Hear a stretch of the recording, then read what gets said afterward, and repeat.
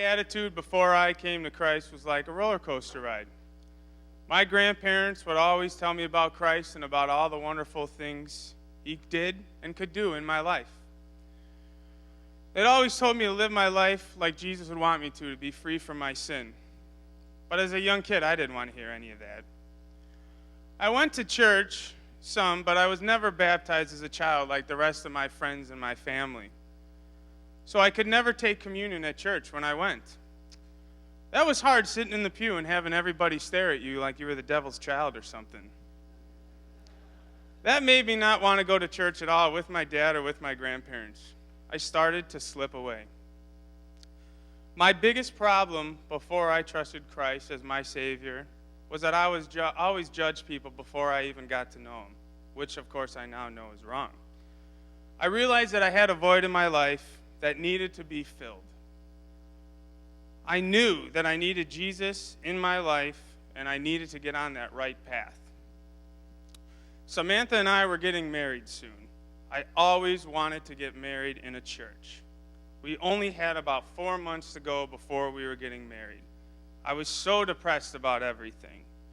Samantha happened to walk over to the Bloomingdale church one Sunday morning. She came back and told me about all the wonderful things that happened here at the church.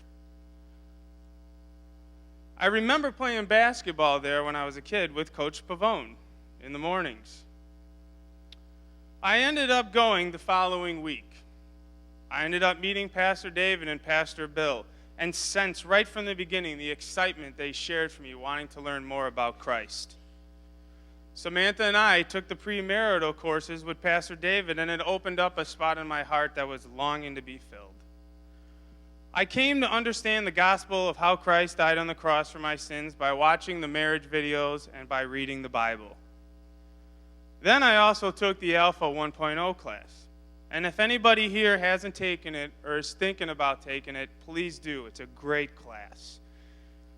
I had questions coming into it, and my questions got wonderful answers. And of course, the food there is amazing. Now I participate in Bible studies on Mondays with Dale, and I play basketball with a great group of guys. I was also baptized in the church here in November of last year. It's a baptism that Pastor David and Pastor Bill won't soon forget. If anybody didn't hear about it, I slipped all the way down the stairs and to the bottom. I was told I was baptized twice that day. I got to start over again in baptism. I proclaimed that Christ had come into my life, and I was free from the past, and I was free from my sins. I felt like so much had been lifted off of my chest. It was one of the most amazing feelings that I've ever felt. On June 6, 2010, I read the Sinner's Prayer in Pastor David's office. It's the day that I became a Christian and a true believer. I don't remember a lot of dates in my life, but this one I won't forget. And yes, hon, I won't forget our wedding anniversary either. I have never looked back since that great day. Samantha and I have never been closer in our relationship with each other and also with our relationship with Christ. We say our prayers together now, and we even pray for each other on good days as well as bad days. Sure, we have some disagreements at times, but they don't last very long like they used to.